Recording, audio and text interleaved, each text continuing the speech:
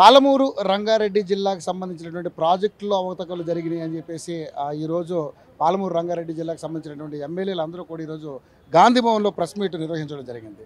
So పాలమూరుకు జరిగినటువంటి అన్యాయం, ఆ ప్రాజెక్టులో జరిగినటువంటి అన్యాయం గురించి రేపొద్దున అంటే మార్చి 1వ తారీఖున కాంగ్రెస్ పార్టీ కూడా పాలమూరు ప్రాజెక్టు సందర్శనార్థం ఒక ప్రోగ్రాం నిర్వహించడం జరిగింది.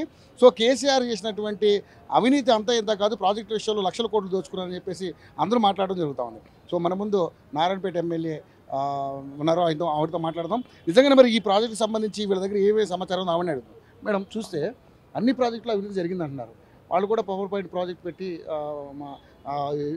వాళ్ళు అదే ప్రజలకు చెప్పే ప్రయత్నం చేశారు. రేపొద్దున టీఆర్ఎస్ వాళ్ళు కూడా అదే ప్రయత్నం చేయబోతా ఉన్నారు.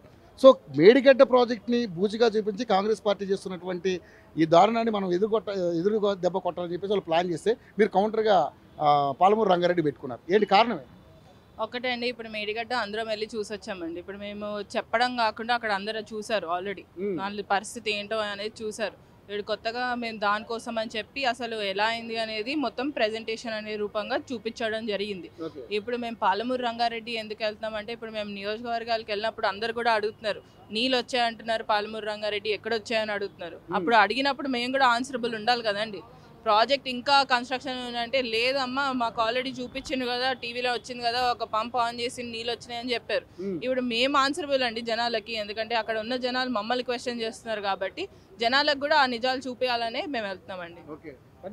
చూస్తే మొత్తానికైతే అవినీతి విషయంలో మీరు ఇప్పుడు ఎమ్మెల్యేలు అందరూ కూడా కూడగలుపుకుని ఏదో ప్రోగ్రామ్ పెట్టారు. నిజంగా అక్కడ అవినీతిని బయటపెట్టే కార్యక్రమం ఏమైనా చేపట్టబోతున్నారా? అంటే ఏమైనా చర్యలు తీసుకునే అవకాశం ఉంది? ఇప్పుడు రేపైతే చూద్దామండి, ఇప్పుడు ఎక్కడ వరకు ఉంది ఏంటి పరిస్థితి అని చూడడానికే వెళ్తున్నాము.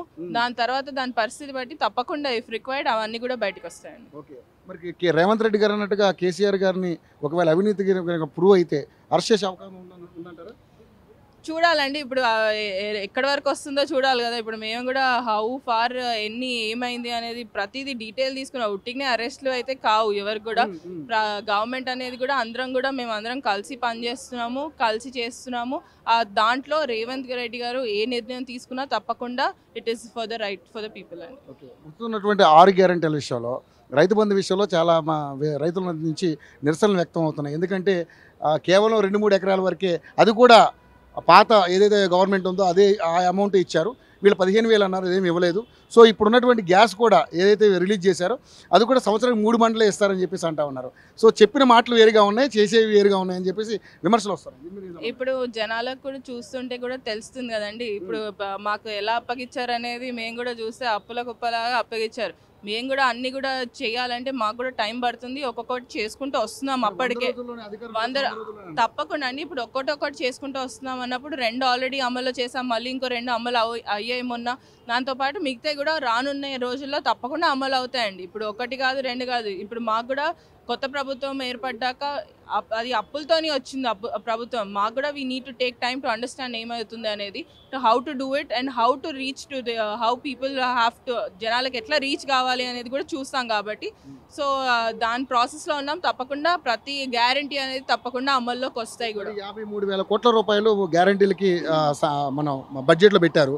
సో మనకున్నటువంటి అప్పుల భారం పెనుభారం కింద ఉంది. సో ఎలా సాధ్యం అండి? ఇప్పుడు గవర్నమెంట్ హ్యాస్ టు రన్ అండి. ఇప్పుడు రన్ చేయాలంటే దానికి ఎట్లనో అలా తీసుకొని చేయాల్సి వస్తుంది. ఇప్పుడు మేము ఇచ్చిన హామీలు కూడా వాళ్ళు లిటరలీ అండి ఫస్ట్ డే గెలిచినప్పటి తర్వాత నుంచి 10th డేనే స్టార్ట్ చేసినట్టున్నారు.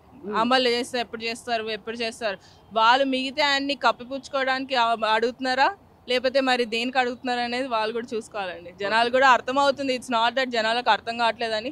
ఇప్పుడు నేను వెళ్ళినప్పుడు ఊర్లో తిరిగినప్పుడు కూడా జనాలు అడుగుతుంది, అమ్మ ఎప్పుడైతే అంటే, అమ్మ మాకు కూడా టైం ఇవ్వండి అమ్మా, 10 సంవత్సరాలు చూసారు, మాకు కూడా టైం ఇవ్వండి, ఇస్తామమ్మా మీకు తప్పకుండా ఇస్తామని నాకు కూడా వాళ్ళే రివర్స్గా చెప్తున్నారు.